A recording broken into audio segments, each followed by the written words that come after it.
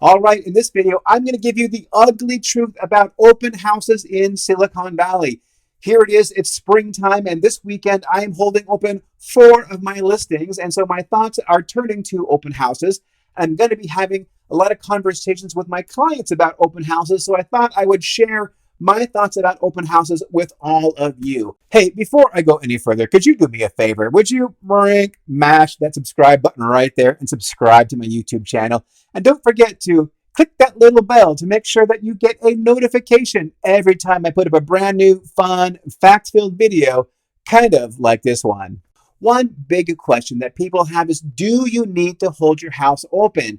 I'm going to say, no, you do not need to hold your house open in order to sell your home. It is a fact. And how do I know it is a fact? Because during COVID, remember COVID? During that time, for several months, open houses were illegal. You could not have an open house. Yet, nevertheless, many homes sold very quickly in just a number of days, oftentimes at prices that were way over list price without even having a single open house.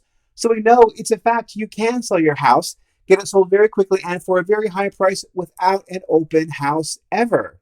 But the question is, should you hold an open house even though it is not necessary? And that's a really good question. And many realtors will tell you that open houses, they don't sell houses, that many people who come to open houses are not real buyers. They are just looky-loos, and worse. They could be worse than looky-loos. They could be thieves or people who are casing the joint, right? Or who may cause damage to your house. So a lot of realtors, they don't really want to hold open houses. And I understand. I hear that. That could definitely be true.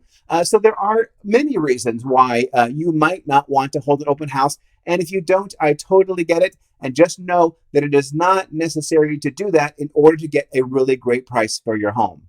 So even though there are a lot of realtors who say, no, you don't have to hold an open house, and in fact, you should not hold an open house, yet when I have a listing, so many agents call me up and they offer to hold my listing open. So why is it? Why is it that so many agents want to hold houses open, but yet so many other agents do not? Well, the ones who do not want to hold the house open usually are the listing agents. So listing agents, generally speaking, would probably prefer not to hold an open house because it's just extra work for them. Now, it is true that when you have an open house, most people who come are not real legitimate buyers. If I had to guess, I would say that about 1 in 3 visitors is in fact a real, actual, ready, willing, and able buyer who may be in a position to put an offer in on your house if they like it. But that does mean that 2 out of 3 are never, ever going to be making an offer on your house. And so why should they ever be in there? That's another question. But these agents who do volunteer to hold open houses,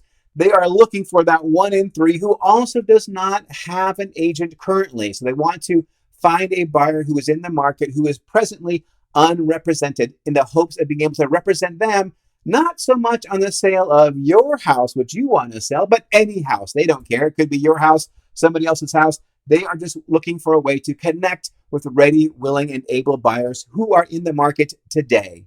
And that's why you will see sometimes agents who are boasting about, oh, I put out 15 or 20 open house signs to get people to come to your open house. But really, the agents are not doing it for you. They're doing it for them because they are fishing for business.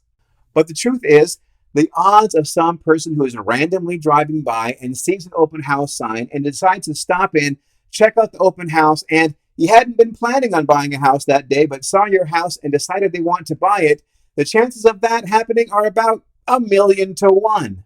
Now, these people may end up buying some house, but in the 22 plus years that I have been in real estate, I can honestly tell you that I have never, ever had a buyer come to an open house and they told me that they just saw the sign driving by, came into the house and decided, gee, I love it. I want to live here for a protracted period of time. I just have never, ever seen that in my business. In fact, I hardly ever find a buyer who says, I saw the house and I was just driving by, I decided to stop in. Almost always when a buyer comes to an open house, it is because they saw it online. I'm going to tell you that I don't think that those directional signs today in 2025 really are very effective tools in getting your house sold or driving traffic to it, because the buyers who actually want to come and see your house because they're looking to buy a house like yours in your neighborhood, for something around the price that you're asking, they have a smartphone app. They know the address. The GPS takes them right to it. They don't really need the sign in order to find your house. Although I do say that it is nice to have a for sale sign outside your house and maybe one directional sign right out at the foot of the driveway so that they are assured when they get there that, yes, in fact, they are in the right place. Now, having said all that, it may come across like I'm kind of down on having open houses, but actually, nothing could be further from the truth. I am really totally 100% in favor of holding houses open if the seller wants that to be done. Earlier, I mentioned about how agents who don't want to hold houses open will tell you, oh yeah, there's looky-loos, or worse, there could be thieves who are going to steal from you, or they're casing the joint, or they may just damage the property. And all the time I've been selling real estate, all those 22 plus years, hundreds of open houses, I'm sure, I've never had any significant amount of damage, any material damage done to a property. And I've never, ever once had anything stolen from a property that anyone has ever told me about. Now, it is certainly a very good idea if you're going to be having an open house that before you have the open house, that you do remove or at least lock away valuable things like money and jewelry and medications and, of course, firearms. If you have any, you want to make sure that all of those are off the property or at least very secure because, why tempt fate? But I've never had a problem with any of these things happening, but they could happen, and an ounce of prevention is definitely worth a pound of cure. So for me, I haven't really seen any of these downsides that some listing agents want to scare their sellers with about reasons not to hold your house open. I just haven't seen that, but I have seen a number of upsides that I want to share with you. One of the big reasons I think to hold your house open is that it will reduce the number of private showings. That is, people calling up to request a time when they can come by and privately tour the property in person. Now, if you're not living in the house, if it is vacant, then it doesn't really matter. But about half the time I sell a house, the owner is living in the property, and it really is a disruption to your daily routine to have people stopping by at odd hours. So by having an open house, you're able to channel a lot of those buyers to a specific date and time, so you will have far fewer requests for these disruptive private showings. And certainly having an open house is a tremendous benefit to the seller in that regard. But if your house is vacant, I'm going to be honest with you, there is a lot less reason to hold your house open ever, because if it's vacant, a real buyer who is working with a realtor, and by the way, almost all real buyers are in fact working with a realtor, they can stop by anytime, no appointment required. So if you do have a vacant house, I got to tell you, there is not as much benefit to holding it open as when you are living in the property during the sale. But there is considerable value to holding your house open, even if it is vacant. Now, I don't believe that people are just going to drive by and see a sign and decide to pop into the open house and buy it. But what happens is that people who are looking to buy a house, they will be out looking at open houses on the weekend. And maybe there's 2 or 3 houses they want to see, but then they see, oh, you know what? That house over there on Jackson Street, that's open too. And it isn't really high on our list, or we hadn't really even thought about seeing it at all. But because we're kind of in the area and we're going to look at houses and we do want to buy a house, at least for comparison purposes, if for no other reason, let's just pop in to see the house. And that happens quite a lot. And when that happens, when you get a buyer who is looking for a home in your general vicinity and price range, and they see your house, and even if they didn't really think they were going to love it, once they get inside, they could love it. They could decide right then and there, hey, this is the house for us.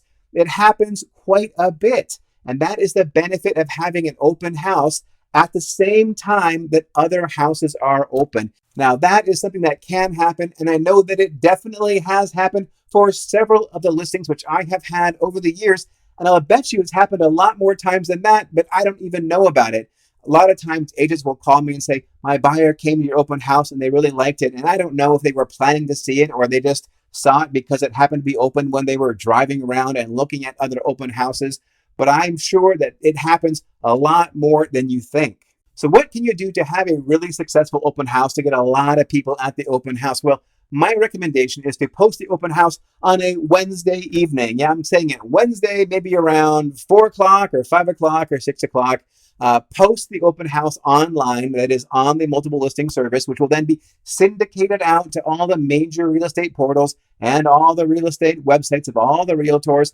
And that will give buyers enough time to be able to plan to come and see it that weekend. But it also gives you 2 or 2.5 days for people to see your listing, not see that it is an open house, and schedule a private showing, because you do want to have people scheduling private showings, because private showings are, generally speaking, real credible buyers. Like, very few looky-loos come to see a house on a private showing. So you want to get a sense of how many people are actually making appointments to come and see the property. And by holding off a little bit on scheduling your open house until the middle of the week, you will get a better sense of how many people are interested enough to come and see it with a private showing. Now, I believe that the number of private showing requests that you get is really important, because it helps get you an idea of the level of interest in your property. If you're not getting any private showing requests, then that right there is a bit of a red flag that the market may not be as interested in your property as you would like them to be. Now, I'm going to tell you something that flies in the face of a lot of realtor orthodoxy, and here it is. I think the only real way to effectively promote an open house is to, in fact, put it on the multiple listing service and have it syndicated out to websites. I have had clients say, what else are you going to do to promote my open house? Are you going to send postcards to the neighbors? Are you going to go door knocking and leave door hangers? Are you going to email all the brokerages in the area and let them know about the open house? Are you going to post it on Facebook and Instagram and Nextdoor? And I do those things, but the reality is that's not so much about promoting your open house. It's more about promoting me and getting my name out there, because the fact is that I've very rarely ever seen anyone actually come to an open house because of any one of those methods of promotion. And if they do come to the open house, they really are just curious. They are looky-loos. They're not really there to buy the house, because that is not the way that people who do want to buy a house, that's not how they discover if the house is open or not. They actually discover that because they're looking on a portal site which tells them the date and time of the open house. Or perhaps their realtor tells them that, but their realtor, again, saw that through the multiple listing service. So all those other ways of promoting an open house, they don't hurt, but they certainly don't really help. Because when I do hold an open house, I ask people who come through, hey, how did you hear about the open house? Did you see a sign when you were driving by? And it is so rare that I hear somebody tell me that, oh yeah, I was just driving by and I saw the sign and I decided to pop in. That happens, but it's so rare. And again, that is just a looky-loo tire kicker. Very rarely does anyone tell me, oh yeah, I saw you post on Facebook, or I saw you post on Instagram. Almost always, like 98% or more of the time, people say, yeah, I saw it online. And when they say I saw it online, they don't mean Facebook or Instagram. They mean they saw it on a real estate portal or their realtor's website, or perhaps their realtor emailed it to them. That's the other way they say they saw it. Now, I just want to go on the record and be 1000% clear that I am totally in favor of doing open houses if the seller is on board with that. That's because I know that it will, in fact, greatly reduce the number of disruptions in the daily life of those who may be living in the home when it's on the market.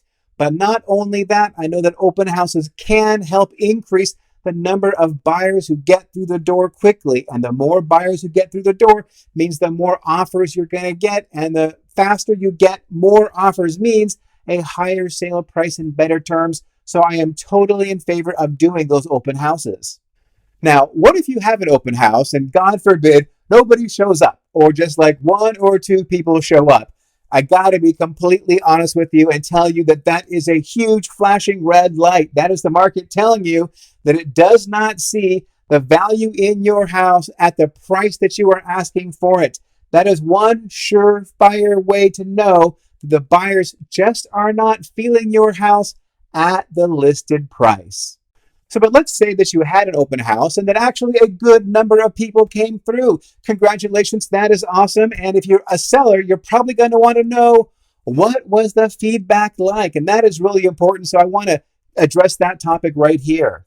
The most important feedback that you're going to get from an open house is not actually what anyone says. It is really how many people came to the open house. That is really, really important. And how long did they stay? I'm going to go out on a limb here and say that anybody who stays less than about 15 minutes is not a real buyer. If someone comes through the house and they're only there for like 5 or 10 minutes, maybe they were a real buyer, but they didn't like what they saw, so they bailed. A real buyer is going to be there for at least 15 minutes and take a good, long, hard look at the property and see if it's worth taking the next steps. Now, earlier I said that if no buyers came or just one or two came to the open house, that's a big warning sign about your pricing. So how many buyers is actually a good number of buyers to get at an open house? And that really depends on what kind of house and where it is and the price point and time of year and how long it's been on the market and all that stuff. But I'm going to say that for a median priced single family suburban home, which is most homes, I guess, in the Bay Area, that if you're getting anything less than about 8 buyers through any open house, maybe you're on the market for 4 months even, if you're getting less than 8 buyers through the open house, that means that there really is not a lot of interest in your property at the price that you are asking. And this is just a rule of thumb. If you have one open house and only 8 people come through, that may not be the end of the world if you do have a median priced suburban house in Silicon Valley. But if you are consistently seeing like 8 or fewer come through, again, it's a sign that your buyers are not really seeing the value in your home given the price that you're asking for it. Now, but those buyers who do come to the open house, whether it's 1 or 2 or 8 or 80, it is the agent's job to try and solicit feedback from those buyers. And a lot of those buyers, they won't want to give any feedback. They'll just try and sneak out before they have to talk to the agent. But an agent should try to overhear what buyers are saying and report back to the sellers. Now, here's a really important tip. If you hear that buyers are complaining about your house, if they're saying, gee, that bedroom is too small, or the house is kind of dated, or there's too much road noise, what they're really saying is the property is overpriced. What they're saying is the bedrooms are too small for the price. The house is lacking updates given the price, or the road is too noisy given the price. Anytime buyers are complaining about your property, what they're saying is, I don't see the kind of value in your property that I expect given the list price. So when you hear that kind of feedback, it is a strong indication that buyers are seeing that your property is overpriced. But there are 2 very important questions that you want to look out for. The first of which is there a disclosure package available? And the second question is, when are you reviewing offers? Because those are the questions that interested buyers will ask when they are at an open house. And it does not mean that that person is a real actual buyer. Sometimes they just sort of reflectively ask that question just because they ask it at every house and they just want to know, right? But if buyers are asking those questions consistently, like let's just say that a third or half of all the buyers are actually asking that question, that is a really good indication that the visitors to your open house are really feeling it, that they are considering perhaps making an offer on your home. And if you don't hear those questions, if the agent says no one asked for a disclosure package and no one asked about an offer review date, that's a really good sign that buyers are not really interested in moving forward with a potential purchase of your property. Now, I could go on and on about open houses, but I think I've covered the most important things that I think Silicon Valley and Bay Area homeowners should know about open houses. So I'm going to wrap up this video. I want to thank you so very much for watching. And if by any chance you have enjoyed watching this video, I'm guessing, just a guess, that you might also enjoy some of these videos over here. These are some of the most popular videos here on my YouTube channel, so please do check those out. All right, that's all I have for this one. Thank you so very much for watching, and please stay tuned.